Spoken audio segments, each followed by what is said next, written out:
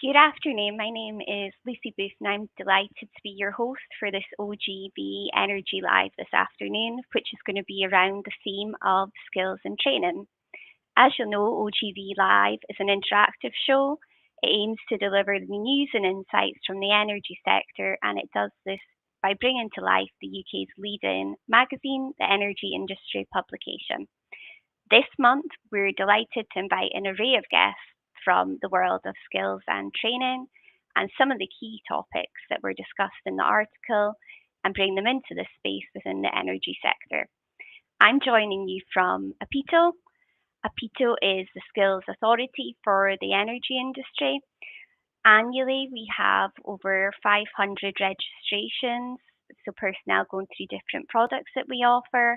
We operate across 50 different countries, and we have over 240 accredited centres who deliver these. Our commitment is to develop a safe and skilled and competent workforce. We do this through a number of ways. We drive it through our standards and qualifications. We create workforce development solutions, and we lead on dialogue with different industries and governments to ensure that we have services that are fit for their purposes. My role, particularly at OPITO, is Product Development Manager, and this primarily involves developing any new products that we have. This may be an industry training standard, it may be a qualification framework, or it may be open learning. Another key part of the role that I do is to ensure that our products are reviewed and remain fit for purpose. On this month's show, we're going to have 3 different sessions. We will be starting off with a catch-up from Irene Bruce from OEUK. Then we'll move on to our spotlight session, where we're going to be joined by Emily Reid from Onboard Tracker, Mark Watson from Moduspec, and Trevor G from G Training. And then to round it off, we'll finish up with a hot topic session. And within that, we'll have Paul Knowles from 3T, Anne McRobb from Anne McRobb Associates, and Alex Leddy from Intervention Rentals. We're looking forward to welcoming Irene Bruce to the session, who is the Head of Energy Services Agreement, Employment and Skills at OEUK. Hi Irene, it's great to have you on the call today. Hi Lucie, good to be here, thank you. Would you be able to introduce yourself and just tell us a little bit about your role at OEUK? Excellent. Yeah, sure. So I joined OEUK over 4 years ago, having spent about 20 months at the Offshore Contractors Association. Prior to that, I held various senior roles, HR roles within Wood Group over a 15-year period. And before that, I had about 13 years at International Paper, the paper mill that was in Inverurie. The Inverurie area is where I grew up and where I still live today. I have a 9-year-old daughter whose early arrival to this world has led me to volunteer for the Archie Foundation, where I serve as a board member, vice chair of the neonatal committee, and I also sit on their finance and governance committee as well. Within my role here at OEUK, I head up the Energy Services Agreement, Employment and Skills. The Energy Services Agreement I wrote about 4.5 years ago with the support of the founding employers and trade unions. It's a collective bargaining agreement that sets out the minimum terms and conditions for the offshore workforce. And in April last year, after the retirement of one of my colleagues, I also now lead up Employment and Skills. And within this role, I cover a variety of subjects, topics, initiatives, projects, and I'm here today to share some insights into one of these projects with you. That's great. Thank you so much, Irene. What a varied background you've had to get there. Thank you. It's really interesting. So in the article, you touched on workforce development and in particular, the introduction of the Energy Skills Passport. Would you be able to give us a little bit of insight into what inspired the creation of the passport? Yeah, certainly. So at the industry at the moment, we've got approximately 40,000 workers offshore in the North Sea. And these workers are the same people whose skills are fundamental to develop and deliver sustainable and clean energy, which is why everything is being done to ensure that there are pathways in place to support people as they work across the energy mix. Our research shows that over 90% of the skills that oil and gas workers have can be easily applied across renewable energy. The Energy Skills Passport, which was launched by ourselves and OEUK in January this year, was worked on with support from the UK and Scottish Government, along with OPITO and, for example, Global Wind Organisation as well. The background behind, the purpose behind the passport itself was to help people working in the energy industry make informed decisions about their careers and their jobs. We all know that the industry is starting to see cessation of production, decline, decommissioning, etc. But we've got a fantastic workforce out there, and we need to do everything that we can at the moment to make sure that they have got a secure and forward-looking future for them as well. We've launched this tool in pilot mode at the moment to allow us to gather data on usage, feedback, and understand, what improvements could be made, etc., as we move forward. The passport itself is a tool that will help workers identify the skills and qualifications and training that they've got today and how these compared against what will be required in alternative roles across the energy sector in the future. Workers will be able to select different job roles and see how their current qualifications and skills are relevant and identify what additional training and qualification they may need. So they do this by setting up a profile within the passport itself. It's an easy to access tool by your laptop. It's actually been built as being mobile first, so everybody on their smartphones, etc., can access it easily enough. Users who have got a Vantage account will be able to link to their Vantage qualifications, training, etc. That will pull through to help fill out their profile, and they'll be able to see all the technical safety, survival training, etc., that they have done over the years within that. Anything that has been stored in Vantage should pull through into the passport. Users can then go into the skills mapping area and select from a number of different job roles that are in there at the moment and be able to see how their current skills work against the skill set that's going to be needed in those different job roles. That's then allowing them to identify, okay, if I want to pursue a role in a different career, a different sector, doing a different job role, what do I need to be able to fulfill that? 90% is a huge number of transferable skills across the industry. We really need to leverage that. Is it just, for my understanding, is it just for offshore sectors that benefit from this just now, or would other sectors as well? Yeah, so at the moment it has been built with the offshore workforce in mind, but it's scalable in the sense that it could be opened up to other industries, other sectors, etc., etc. We've had, since its launch in January, we've had many inquiries. I even had a conversation with someone who is looking to do the same within the food and beverage sector, recognising that they need to recognise skill sets as individuals move between various different jobs and that as well. So the passport itself, the way that we've built it just now, is very much focused on the oil and gas offshore workers and how we can help those individuals transfer into alternative employment and alternative sectors. But saying that, the way that we've built it, it is very much, it can be a two-way process. So you could have someone who is currently working in the offshore wind sector pick up and look at a job in the oil and gas sector and see what gaps they may have and what they would need to do to close those gaps.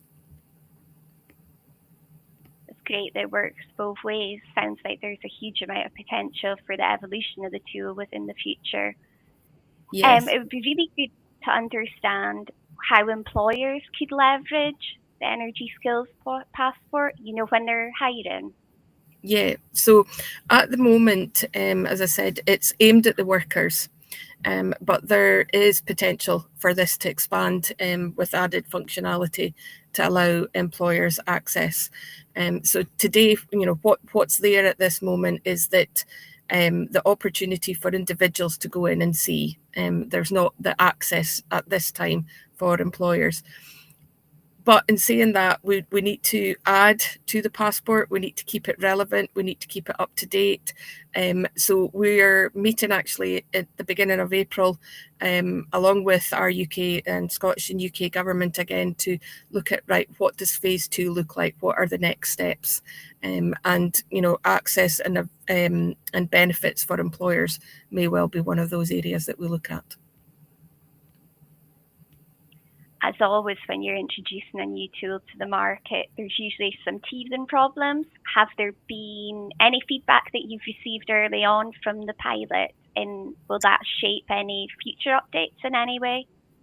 Absolutely. Well, so we've got 10 job roles in there at the moment, and what we're looking to do is to add more job roles to that. We're working with different or speaking with different sectors just now to try and understand a little bit more about which roles within their sector are the most relevant, the most critical, etc. The feedback that we're gathering will also input into this. It'll give us the opportunity when we meet at that April session to look at what's working, what's maybe not working so well, and what other benefits do the users see that could be added into the passport to actually make it more viable for them as well. Okay. And what about if there's any plans to integrate it with any international databases? Yeah, and again, all of this is possible in the future. What we're concentrating on at the moment is the workers across the North Sea, and looking at the alternative job roles that they could potentially move across into. We've got the integration into the Vantage database through yourselves at OPITO as well. What we need to do is to look at what other databases that hold all the skills information that are out there and look to integrate those as well to make it as easy and as smooth a process as possible for the individuals that are using the passport. That is great. Is there any other way that you can see the tool evolving over the next 5 years? So we've touched about different sectors, international, within the UK. Is there anything else? Yeah, certainly. And I mean, then this forms some of the conversations that we've had already and what we'll explore again further in this meeting in April. I hear a lot of comments about, but where are the jobs? Will there be a job for me to actually transfer into? What funding's available to help me gain this additional skills or qualifications? And these are all questions that are coming through that we need to be thinking about with the skills passport and how we can help potentially answer some of those. We're also looking at the feasibility of it being linked to a jobs board. So that this is not necessarily creating a new jobs board. It's looking at jobs boards that are already out there. But if you can imagine someone using the tool itself, they've identified the gaps that they may have. They may be thinking, my role within the oil and gas industry is potentially coming to an end in a year or 2 years' time. So I'm starting to look now, see what the gaps may be for me. Look at right, what do I need to do to close those gaps? But actually, if I'm going to go and invest that time and effort in myself, I need to know that there's a job coming or there's a job going to be available for me in a couple of years down the line. So being able to see a projection of the projects that are coming on board or online, and also at the right time, then being able to make it as easy as possible for individuals to find that job. So if we can link the passport into some jobs boards and that, so that individuals can just in one click, go and search a range of different jobs, and that, I think that to me is where we can add more benefit with the passport in the next coming years. Sounds really good. A great way forward. We also at OPITO, we get continual requests about access to funding. So we've had it in oil and gas, but obviously it's more prevalent in the energy industry. There's going to be a recruitment fair at the end of this month. It's March the 27th. Would you be able to tell me a little bit about OEUK's involvement, please? Yes, certainly. So we came on board as platinum sponsor for the fair, as we've seen a great opportunity to kind of get out there and help build a little bit more on the great work that's been done by OGV in hosting this recruitment fair. We wanted to add a little element to the side of how to support workers as they are starting that process of thinking about what's my next job going to look like? Do I need to change careers? Do I need to do this? What do I need to do? So at the recruitment fair next week, we have invited a number of other companies to come along with ourselves and look at, for example, how to write a CV, some help to prepare for an interview, looking at the use of career coaching and mentoring to help individuals realise their full potentials, open up opportunities for them to look at further education, promote any short energy courses that there are available across the universities and colleges here in Aberdeen, and also the work that yourselves have done at OPITO in building the transition courses. So OPITO also coming along to help support that as well. So we've got individuals from Zia Saville, Pathway, the Access Network are coming along to support in the mentoring side. We've got Connected Competence coming along to again show how individuals who have gone down the Connected Competence route can actually see that transferable skills as well through the what they've already attained. We've got RGU, University of Aberdeen, NESA, NESCOL, and of course yourselves, OPITO, coming along. So hopefully, as well as having the opportunity to look at the different job roles that may be available across all the employers that are exhibiting, we're adding just that little bit extra on the side by helping individuals who've maybe worked in the industry for 20, 30 years, not had an interview or a CV over that period of time that they've needed to actually gain and help them get themselves organised. Valuable. So and anyone can attend that, can they? Yes. Yeah, it's open to everyone. That is great. Thank you so much, Irene, for joining me today. Thank you. And for all the insights that you've provided. Great. Thanks, Lucie. Thank you. No problem at all. We will start moving on to our spotlight session, where we're going to have Emily Reid from Onboard Tracker, Mark Watson from Moduspec, and Trevor G from G Training.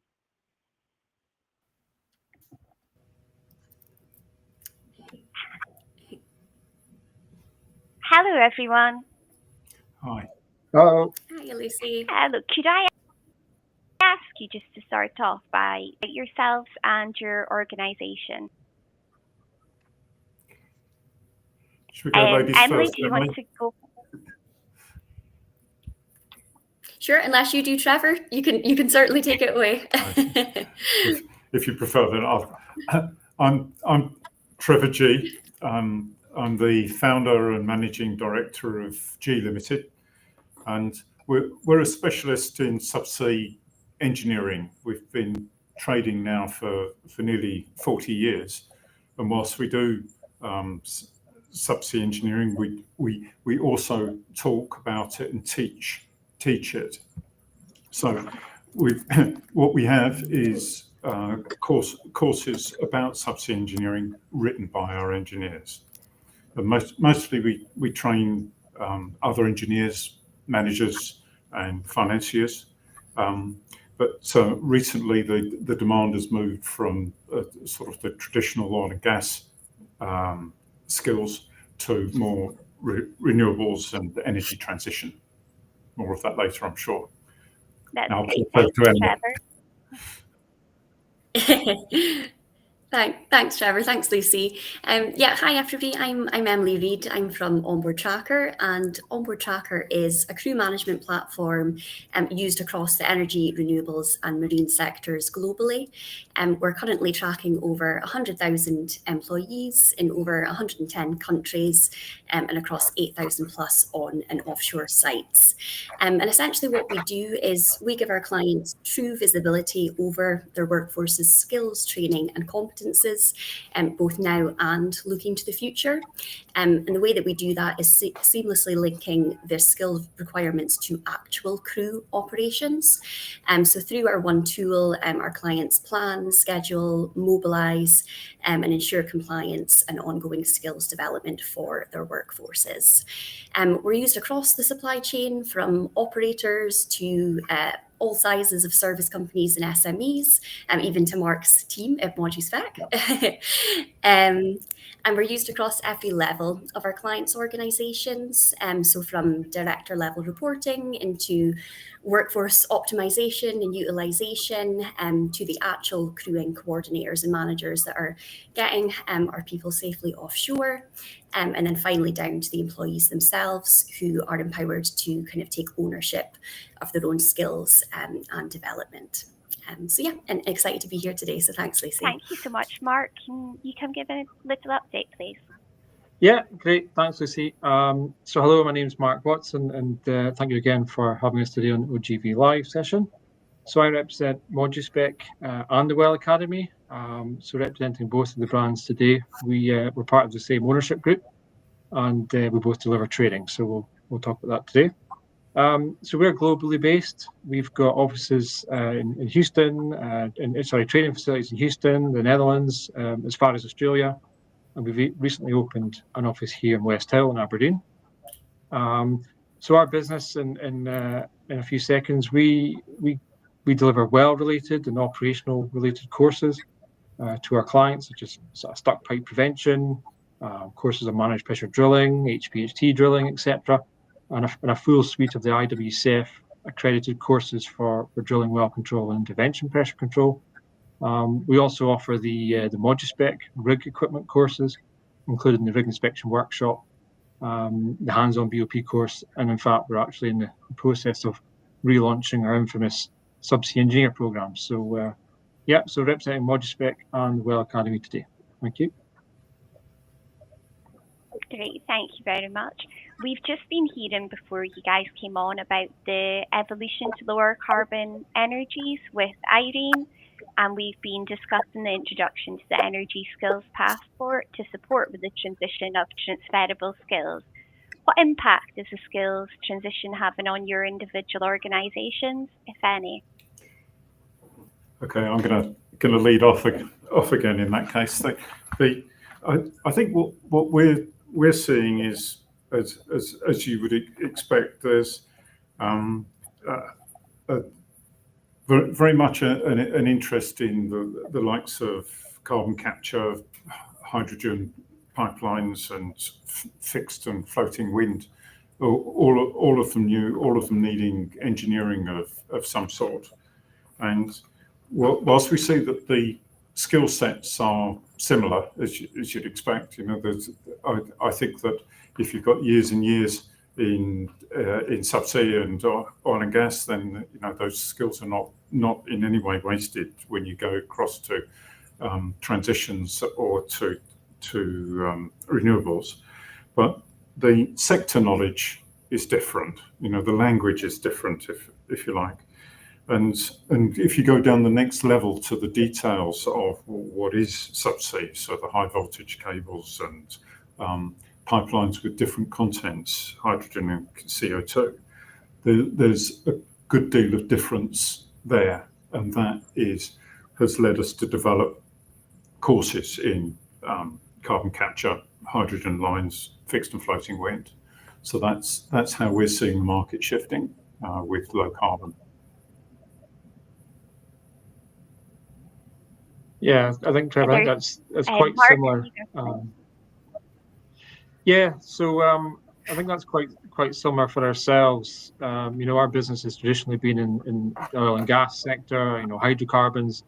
But, I mean, there's many examples now in the industry where there's, we're utilizing the decades of skills and knowledge in the oil and gas market for low carbon energies. So we all know ourselves that there's carbon capture and storage projects in Northern Europe, geothermal projects, many of them in continental Europe and other regions of the world. So these projects still utilize the skills that we have in oil and gas, and in particular to where Moduspec and Well Academy's business exists is the drilling rigs involved in the process of drilling or re-entering wells for purposes of injection. So our business, in terms of the Well Academy, we're delivering training to our clients who are upskilling for these different types of wells, different types of low carbon energies. So it kind of goes in hand with our experience and expertise, and being a technical consultancy, we certainly see that there's some learning out there and opportunities to teach and opportunities to train in the market going forward.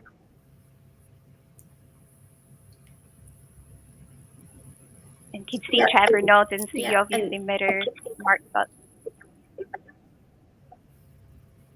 Yes. I mean, I was going to say, it was just occurring to me that if you're drilling for CO2 injection, a lot of it's going to be exactly the same as before, but I bet there's some subtle differences in there as well that you need to know about.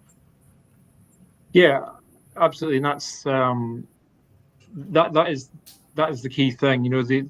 For decades, the workforce has been drilling certain wells in certain ways, and they have to have a bit of a mind shift change. They have to think a little bit different. They have to adjust, and that's, as an organisation, that's what we've recognised, and we have been developing and tailoring courses for that market. So we have a specific course for geothermal drilling.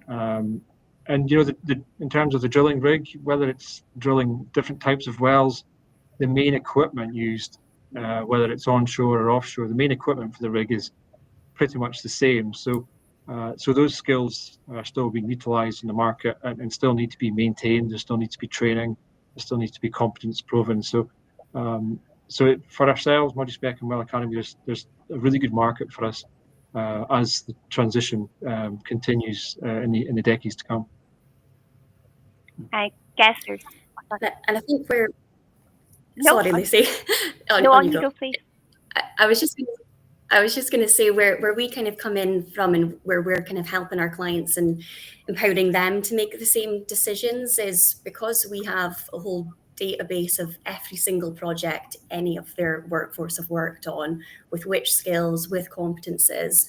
When they're then looking to transition into new types of projects or new types of work, we make it really easy for them to identify which skills are transferable and which ones align, and then also where those specific gaps are and how they can go and progress and attain them, whether that be going and attaining courses from G or from Moduspec. It makes it really easy and visible, so it's not such a kind of a daunting process, and they've got real clear data that tells them, look, we do have a ready-made workforce that's able to transition. Yes, they maybe need a little bit of upskilling, a little bit of training, a little bit of new people in the market to help support them, but largely we really are quite there to be able to do it.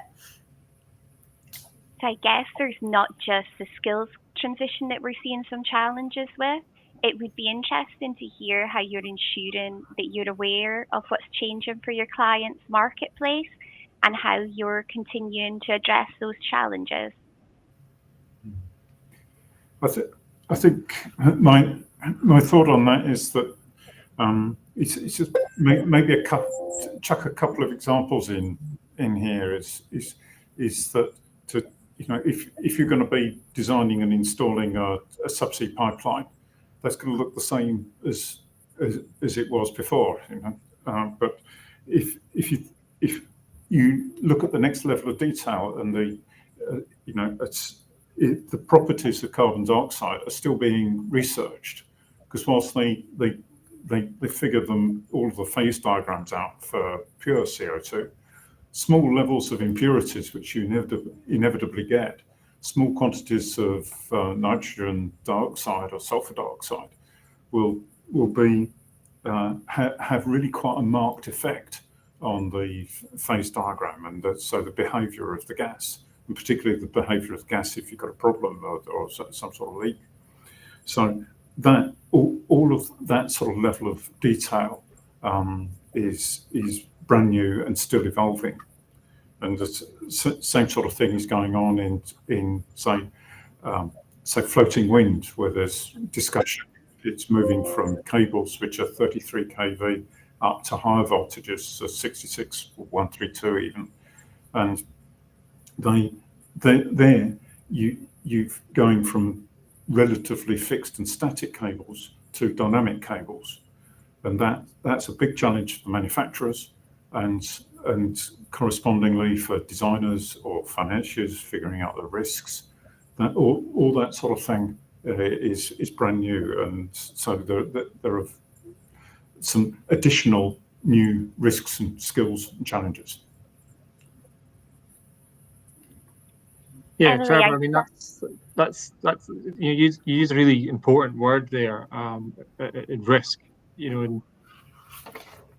Training, delivering training, however means you deliver it, is part, potentially there and partially there to help mitigate risk. And again, that's something that we've recognised. And just kind of repeating what I said earlier on is that the workforce have been doing things in a certain way for decades and decades with hydrocarbons, and moving forward with different ways, low carbon technology, low carbon energies. There are different risks. There's different risks with how we do that. So that's where the training comes in. So again, we have been moving in that direction, already giving training in some of these low carbon markets, both from the Moduspec and the Well Academy side. So it's really good and interesting to hear that from yourself, Trevor, that you also moving in that direction. Yeah. Emily, something really interesting that I saw in your tool was about how the software produces data that you can then use in future decision making to fill in any gaps. Could you tell us a little bit about that?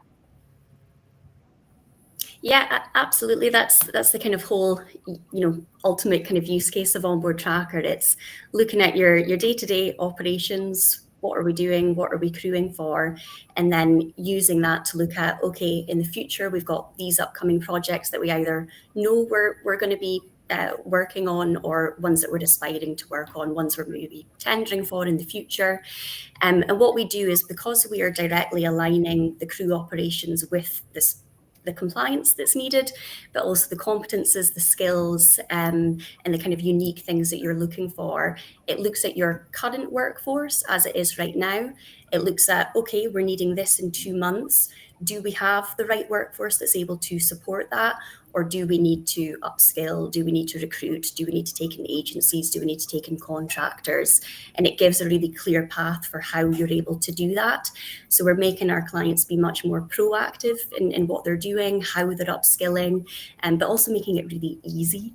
It becomes your day-to-day tool. All of the answers are there, kind of right in front of you. So we're seeing kind of real value in that. And kind of going back to your question as well on how we ensure we're staying up with new challenges that are coming up in the industry. The way that we do that is really simple. It's just speaking to our clients. We're really fortunate to have such a widespread client base. So we have, like I said in the beginning, operators who use the tool, to some of the largest kind of service companies, and a whole host of SMEs as well. And what's kind of beautiful and always interesting to see is that the challenges they're facing are so similar. And kind of what we do as a company is we have kind of user forums throughout the year where we bring together clients clients from all different sectors, all different sizes, into one room to kind of share what they're going through. And we then kind of build our product roadmap and what we're going to do next from those conversations. So it's, putting the client at the heart of what we're doing, putting the industry at the heart of what we're doing, and again, making quite complex things, hopefully ultimately quite simple through the system. That's good. We touched on the delivery of training there. There's been a real evolution in the delivery of training over the last few years. Has your organisation noticed a change in learners' needs and the delivery of training? Be interesting to hear your views. Well, we certainly have. I mean, crumbs, the whole world is changing at an alarming rate, and even people as on the mature side of the workforce, such as myself, are learning about as fast as I think I've ever have. But I'm seeing that we're finding that the if you like, the traditional delivery, when everyone used to have a face-to-face course. They used to have 40 hours of lecture and a wodge of paper notes at the end of it. And if you couldn't quite remember it from the lecture, you just leaf through the notes. But somehow, I think all that's moving on. I think even the requirement for people to hold masses of knowledge in their head when it's so accessible with Google search or ChatGPT. There's the world abounds with knowledge. What's not necessarily certain is whether it's actually correct. So I think that what we're seeing is that we're focusing more in on delivering to people small amounts of knowledge and getting it into their head so that they know where to look, and we're then backing that up with a database that they can search reliably within their organisation, so that if they need further detail, they can find it just in time. So so we're moving from, if you like, a week and travelling somewhere to everyone saying, "Oh, you can't travel; you've got to do it online," and it's either virtual and synchronous, or it's online and asynchronous. They're expecting to study in small packets, find things, and be able to look it up when they need to. So really a massive and really quite fundamental shift in the market. Yeah, I think I can kind of add to what Trevor's saying there as well. I mean, we see many clients, they don't have the time to attend a 4 or 5 day course regularly. And often they don't have the budgets either. So we have moved and continue to move in a direction where we are offering kind of bite-sized training or micro-learning, because we have such a wealth of training material across various expertise that we have, the well or the rig, and we're able to deliver that in smaller chunks. So we've kind of piloted that in the market with our Moduspec masterclasses. They're delivered actually free of charge at the moment to clients, and they're very well attended. And it's proven the concept that clients want to come along to listen to about a niche technical subject they wouldn't ordinarily hear about or go to hear about. And it's giving that learning back to those clients, back to the industry. So we are moving in a direction where we will probably move to have micro-learning, self-paced learning, not only for the micro courses, but also for the longer courses. And it gives that flexibility for the clients, the individuals. So that's definitely something we see as well, Trevor. Yep, I agree. Can anyone attend those master classes, Mark? Sorry, can you repeat that question? Yeah, can anyone attend those master classes? Yes, no, absolutely. I mean, we've had a mix of clients from the operator side, drilling contractor side, regulators. We've even had students from university and some of the associations. So yeah, they're free to attend, and we've run quite a few of them. The last one was an introduction to well intervention equipment, And the next one in April is rig intake trends. So again, going over the trends within the rig intake market. So free to attend, and we even furnish them with some nice lunch. So everyone's happy.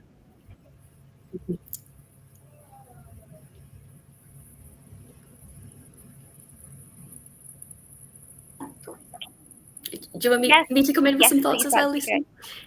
Just again, echoing what the guys have said, I guess we're seeing things from a much higher level. But I think the trend that we're seeing in the market is crew members and employees being expected to be a bit more self-serve, and our clients wanting them to be a bit more self-serve and take ownership for their own training and competence development. Obviously, again, particularly when clients are using a lot of contractors or agency workers, it's making it easy for them to see the skills and competences that they have. We see particularly European clients doing this really well, and particularly in the renewables space, where it's passing a lot of ownership to their employees to see, well, these are the skills and competences we kind of expect you to have. Here are some pathways and different courses and places you can attain them from. And once they have attained them, making it really visible to the workforces that are employing them of where they've attained them from, what they've done with previous organisations, and having a kind of well-rounded view of their experience, rather than it being just simply for as and when they've been working for that particular organisation. Thank you very much. We're going to start rounding up, but just to finish this off, where do you see your organisation going over the next 5 years? What's next for you? Well, I'm sure it won't be a surprise if I said that we're seeing just an unprecedented level of change in the world, and so I think our expectation is probably closer than 5 years. It's just focus, make sure we follow that change, stay close to our clients, and adapt to what they need. So that's where we're going. Thanks, Trevor. Yeah, Trevor, just to pick up on the word you say there is adapt. So for us as an organisation, as I mentioned, we're moving in the direction of the micro-learning. But what we see in high demand is customised training. So I believe the next 5 years we will continue to deliver customised training. The benefits to our clients to have something specific that meet their operation, the risks they see, the type of technology they're enabling or employing, and the rig specification type. That is a real benefit to our clients. It's not just giving them generic training, but very specific training, which is customized. So that's definitely an area we'll move into. And we believe that gives a better learning experience for the individuals and the companies. Thanks. And Emily? Yeah, and for us, just kind of continued growth and excitement, to be honest. I think if we'd looked at where we were 5 years ago, we wouldn't have expected to be where we are now, and with the kind of clients that we're fortunate enough to have. We're also really fortunate, as I've kind of said, to have grown so much globally. Over half of our users are not based within the UK. So we're hoping to grow and be able to support them even more with international bases. We also want to continue to be an industry enabler. We work really closely with a lot of the industry bodies. Being able to kind of connect the supply chain up even further. We've had many conversations with our clients where they're working together in joint ventures, or they're within the supply chain together, operators having their service companies feed to them from the tool. So all things that we're beginning to do, but it's just making it easy and efficient to get our crews safely offshore with the right skills and competences. That's great. Thank you all so much for joining me this afternoon. Your insights have been invaluable, and we look forward to speaking to you again soon. Thank you. Thanks, Lucie. Thank you, Lucie. Thank you. No problem. So finally, we're going to round off with our hot topics session. So we're going to have Paul Knowles from OPITO, Anne McRobb from Anne McRobb Associates, and Alex Leddy from Intervention Rentals.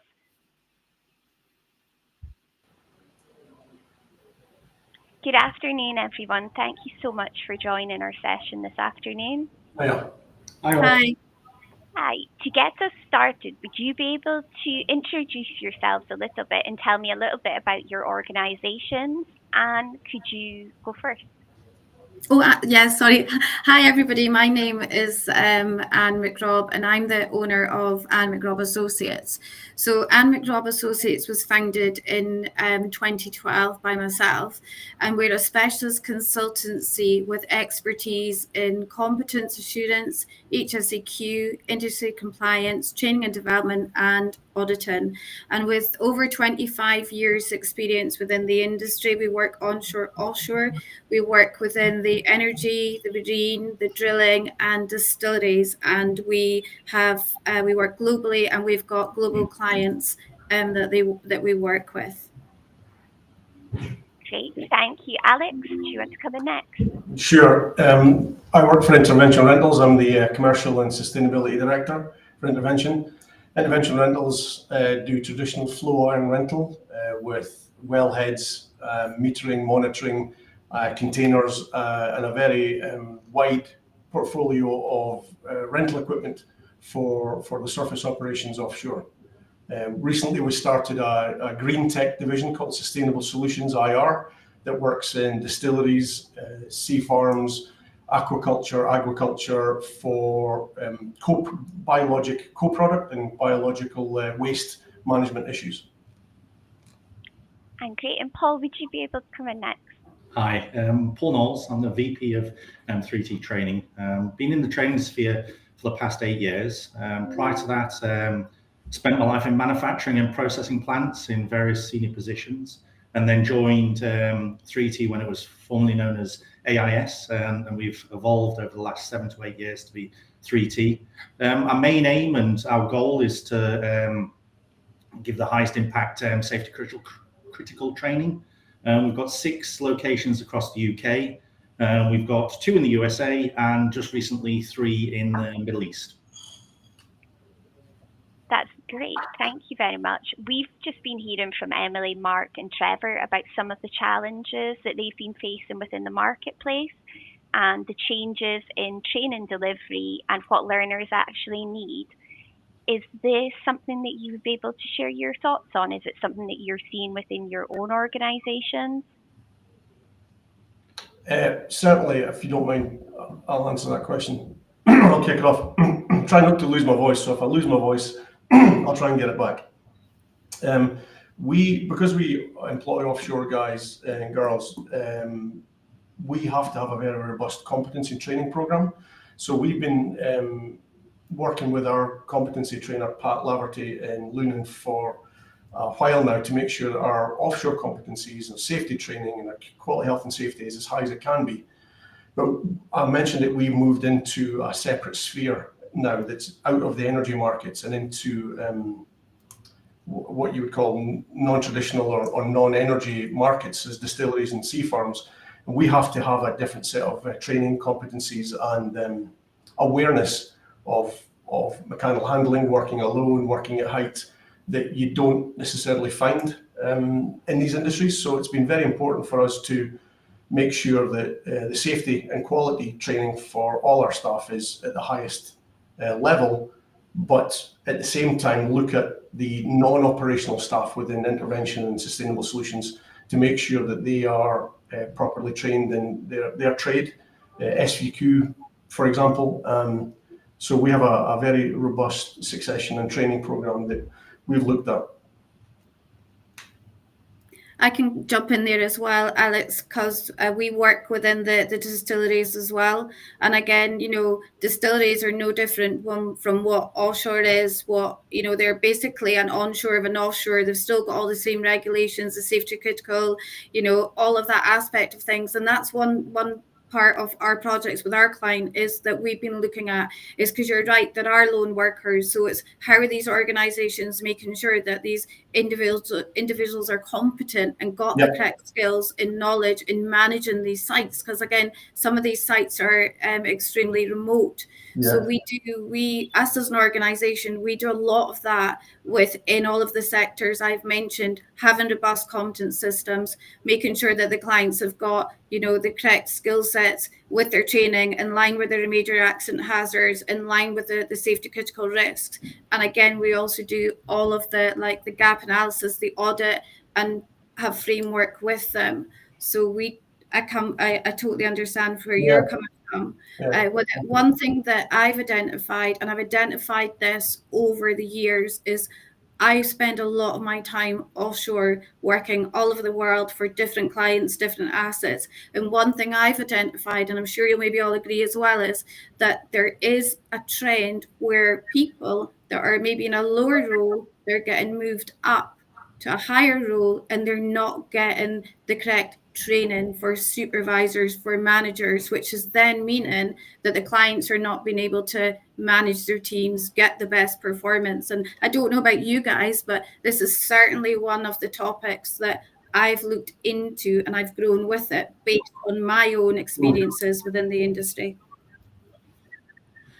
I think jumping on that last point there, it's really interesting that you talk about the leadership and the transition and people coming into the industry, and how we're talking about that we're going to transition into other areas as well. Mm-hmm. One of the key elements that we've seen is we were doing some work on some leadership training for frontline engineers who would actually be speaking to peers who were older than them. So we talk about bringing apprentices in, we talk about bringing new people in, but how do they deal with the dirty dozen of the old human factors? So going back to the human factors, which have I got the capability, have I got the confidence to actually stand up and say to somebody who's been doing a job for a hell of a lot longer than I have, I've just come out of training. So our viewpoint on this is that we manage a lot of our training to awarding bodies like OPITO, ECTIB, CITB, all these bits, but how do we include some human factors, which is giving some of those life skills to those new people that's coming through, but also that spatial awareness, or that awareness that they're going into a total different industry, which will have different risks. So it's how do we combine safety training, competency, and actually risk awareness through that human factors element. And I think that's one of the key things for me in our organization.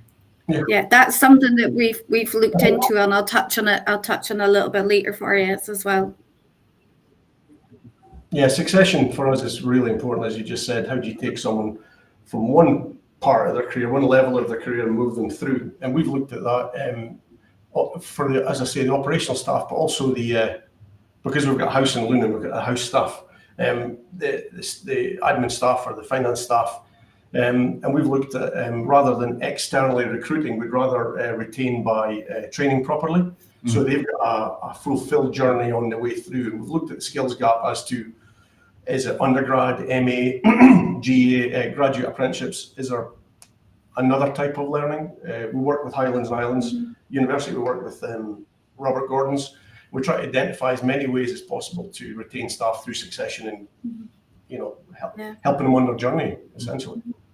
Alex, if you wouldn't mind jumping in on that one, is that when we go back to the human factors element, it's like kind of if we're going to the training, and the number of the training that we're doing is kind of your safety critical awareness. So I'm going to be a fire warden. So I'm doing fire warning, I'm doing MEM, I'm doing firefighting, and it's all of these elements are going to create some of your human factors, which is your stress, pressure, fatigue, and communication. So how do we deal with that whilst we're trying to learn through our journey, being better at what we do, but actually understanding that human factors is a massive element. So some of the things that you talk about, like I think the previous panel was discussing micro learning. Do we do it in bite-sized learning? What do we do? We've in essence said, how do we make a situational training course feel like it's happening? So if you're doing an MEM scenario, how am I going to deal with that particular incident or accident? I'm a first aider, but if anything happened to my child or one of my childs, I would actually freak out. I would probably go into panic. I would start shouting at the wife. So all of those things, that communication of human factors is totally gone. So what we're trying to do is, how do we mimic some of the stuff that you're going to experience in the real world in a training course? So like putting heart rate monitors. So has the heart, actually, when we're doing a safety critical training session, has the heart rate raised? Because if it hasn't raised, you're not feeling the incident or the emergency. So how can you create a classroom environment into something that's going to happen in the real world, so you can truly see how the human factors come in? Because am I going to panic? Am I going to communicate correctly? Mm-hmm. Yeah. Something we would be really interested to see your results from, Paul. The realism of training, something that's always coming up. Within the article, Paul and Alex, you both touched on apprenticeships. Could you come in with a little bit more information on that? I think we'll go to you first, Paul. Yeah, we're part of our, we acquired a business 18 months ago that looked after apprenticeships, but apprenticeships more based in the utility side, so your power, your water and your gas. One of the things that we've noticed with apprentices, we talk about the digital age and how everybody's going to be totally digital experts. What we've really found is they're experts in using tablets and phones. Yeah, the basic computer skills just aren't there. And a lot of the things, that we're trying to teach people needs computer skills. It needs, so I'll go from computer skills to assertive skills. Skills, those basic kind of mechanical skills, which, when I was younger, I was taught how to change a wheel. I haven't taught my kids how to change a wheel. So do they know one end of a spanner for another end of a spanner? And it's trying to, how do we first of all make that the fundamental through your STEM, through those kind of courses that we're looking at the base element of functional skills, not just English and maths, but functional skills if you're going into a vocation, which is mechanical or electrical. That's what we're seeing from our apprenticeships, of how the shift is that they're not coming with those core basic skills, or what was termed core basic skills many years ago. Okay. So from our point of view, because we employ so many people, you employ so many different skill sets, personality types, age ranges, aspirations and needs. And we realize that for us to go, for the organization, the management team to go on a journey, we need to have the right foundations, and the right foundations are the people. So by understanding what their gaps are, their aspirations and their needs, we can try and fit training programs, whether it be undergrad, postgrad, apprenticeships, both modern and graduate. We can then upscale everyone to achieve the goals that we want to in the long term. And more specifically for sustainable solutions that I head up, me and Peter Meldrum, the other director, we have to start looking at the right skill sets, as we mentioned with Anne earlier, about, are they going to be competent on site? Are they going to be safe? They might be remote working. What do they do in certain mechanical instances if the kit breaks down? So because we are remote in different parts of Scotland, we're looking at different parts of Scotland to get staff from, as opposed to just the traditional energy basins of Aberdeen, Peterhead, Montrose, for example. So we are working with Moray Council and Moray schools to try and offer graduate apprenticeships and modern apprenticeships to bring people into the office and train them the way we want them trained, and also to give them a career, also get them in the field to be mechanical or engineering or fabrication. And we find that modern and graduate and training courses are the best way to attract and retain young people so far. I think, Lucie, just to add from that, I think something that the government's done at the moment, where they're talking about, has the length of the apprenticeship been a prohibitor? Yeah, so looking at there's a number of apprenticeships now which are going under review, which will reduce to an 8 or a 9 month time period instead of it being the 24, 36 months. So how do you get through that kind of skill base in a shorter period? So therefore you can go back to the proper traditional way, on the job training on top of my apprenticeship as well. So I think that's going to help attract the apprentices into the market as well, and be more attractive for the employer. Yeah, it was funny when you said that. I did think that if they were lacking basic skills, it would actually increase the time of their apprenticeship. So it's interesting that they're decreasing. Yeah, I think also you look at like your pre-apprenticeship skills as well. There's something that's being discussed at the moment, is do you get your pre-apprenticeship skills? I know ECTRB run a number of programs which is looking at your, I think it's called the PEO, which is looking at your basic skills prior to you starting your work. you know what we also touched on in the previous session, the needs for skills and the retention of these. Is this something that you're seeing within your businesses and maybe offshore, Alex, within your company, retaining the talent, and Paul in the wider marketplace? I don't think the retention of staff at the minute is to do with training, but we do offer, as I said before, very robust training. We try to keep on their required certificates to be near a wellhead as much as we can. Do we think that training and competencies and apprenticeships and skills learning will retain and attract? Absolutely. We do think that. But for offshore, yes, that's one of the key conditions of contract, that they keep their training skills up to standard. Mm-hmm. Mm-hmm. Yeah, absolutely. I mean, as I said, you know, certainly with all the clients in these industries that we work with, is very heavily with the training, making sure that the training is there, the correct skill sets there, the correct criticalities there. And certainly all the clients I work with, they're all behind, you know, the risks. They're all looking at the hazards they're working in. Training has never been compromised. From the training, they've then got the competence.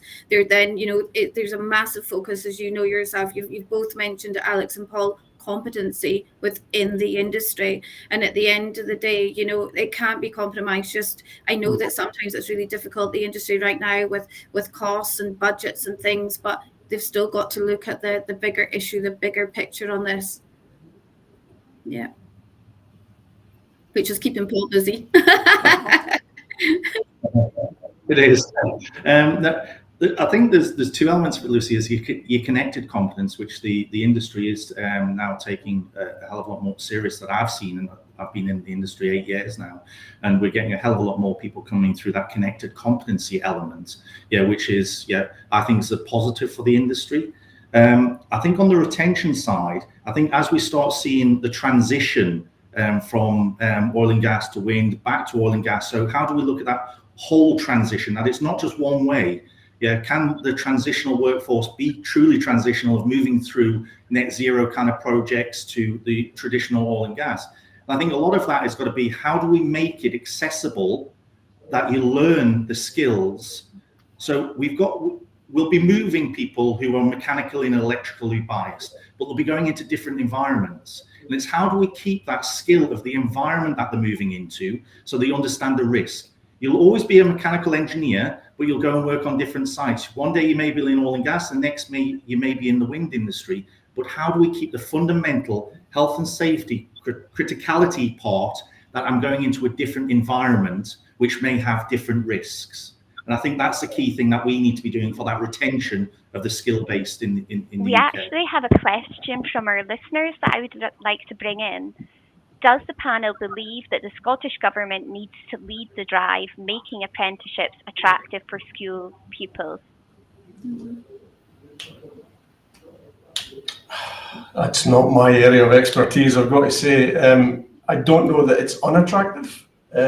Specifically the school kids we've talked to in the Murray area, they are very, very switched on and eager to know more about circular economy, green, white and blue economies, and they're engaged. We try and engage them in that aspect. So I don't know that what more the government could do other than stuff that they don't do. Anne, I don't know if you wanted to go. I'm kind of going with what Alex. I'm trying to get inspiration from you, see.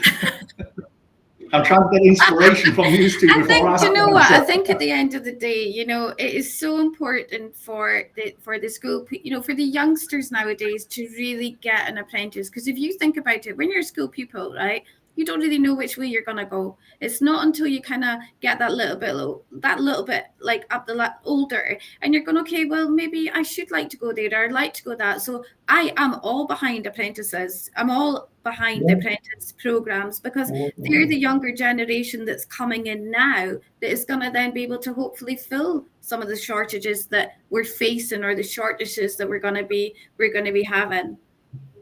Yeah. It's a tough one. I don't know what the government really could do. I don't know. yeah, I don't know what government could do. I think, Lucie, reading some of the papers that, because obviously with us having an apprenticeship arm to our businesses, we're keen to understand how the new funding mechanisms are going to work. And part of the government, whether it comes to fruition, we're talking about level 7 of going, how much money is actually spent in level 7 kind of MBA, master's kind of processes where you're trying to use your levy up to do like the higher education.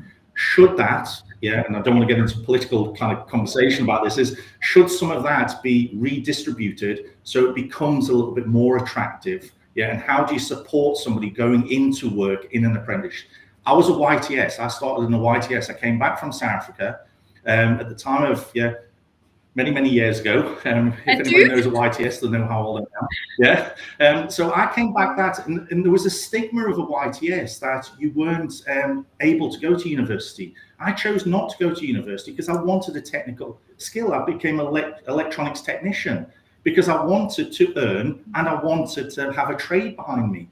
And I think, how do we take the stigma away that is not about, a management degree? I've got a management degree now after getting a technical qualification. So I think it's how do we stimulate that a large proportion of the people who are in management positions looking after oil and gas, wind, are from an engineering or mechanical stroke physical background and not always from a management background. Thank you, Mark, for that question. It's definitely driven some interesting discussions. I'm going to start rounding up the session, if that's okay. But before we do that, I would like to hear what's planned for your organisation for the next 5 years. What do you see coming your way?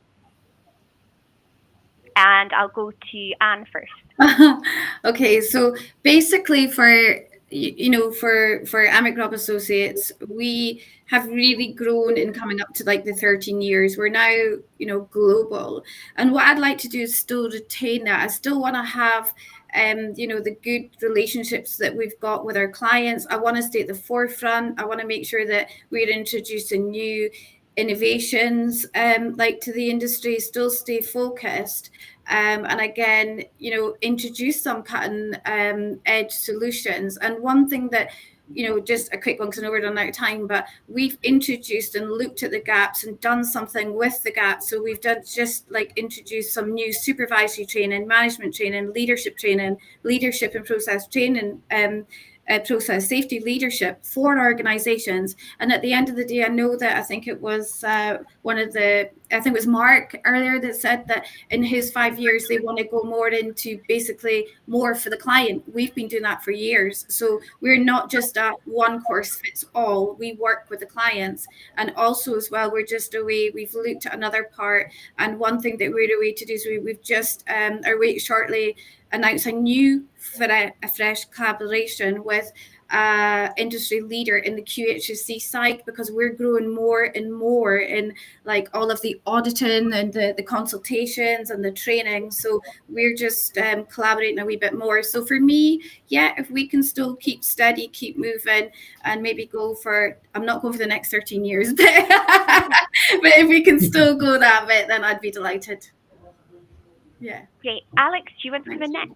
Sure. We've just started, is at the beginning of the end, or the end of the beginning, we've just started an ownership change out to put the ownership in the hands of the employees through a trust. So we have had time to recalibrate our growth plans for the next 5 years. So we've obviously done the 3, 5, 7 year horizon line and what that looks like. And it is in the areas of growth, international growth, new product growth, and then moving into adjacent markets with our technology, such as for sustainable solutions in the green tech. And that brings with it its own challenges of personnel, of equipment and right sizing. So we think we're on a very good glide path at the minute for the next 3 to 5 years. 7, the crystal ball gets a little bit dusty at that point, but we think we'll have the right people, the right senior management team, the right technical team, the right support teams. We will add to it, obviously, but we're going for growth. So we may have an exit within our horizon. You never know. Great. And Paul, can you come in finally to round us up, please? Yeah, I think for us, it's the continuing on that growth trajectory that we have from the last 7 years and get a hell of a lot more geographical expansion. Yes, I think that's one of the key areas for us is the geographical expansion to service the needs of both our current clients and those transitioning and the new clients that come. And I think probably to try and coin it under is it a workforce solutions or is it workforce readiness? So looking at the apprenticeships that we spoke about before, so how do we make sure that we're looking after new entrants coming into the market, but then not forgetting what's currently in the market and making sure that our training is suited, is appropriate, is advanced as that industry wants us to be. So not trying to reinvent a wheel where the wheel doesn't need to be reinvented, but be the supplier of choice. But then also start looking at things like mental health awareness and how that links into our training and how that links into how you do, going back to the dirty dozen of the human factors of how do you get human factors and mental health awareness into the training such that when they do the training here, it's almost like a real life scenario if it should, heaven forbid, ever happen. Thank you all so much for joining this afternoon session. I hope everyone's found it insightful. I'm going to round up there. I hope that everyone's found it useful and you can see the great amount of collaboration and efforts from across the industries to ensure that we've got a safe and skilled workforce, not just today, but well into the future too. Before closing, I would like to take this opportunity to signpost you to the OGV recruitment fair that's taking place at the Sandman Hotel in Aberdeen on the 27th of March. And we'd encourage you to share the message as it's shaping up to be a great event showcasing lots of useful information, and we hope to see you there. Thank you very much. Thank you. Thank you. Thanks a lot. Thank you. Bye-bye. Bye. Bye. Bye.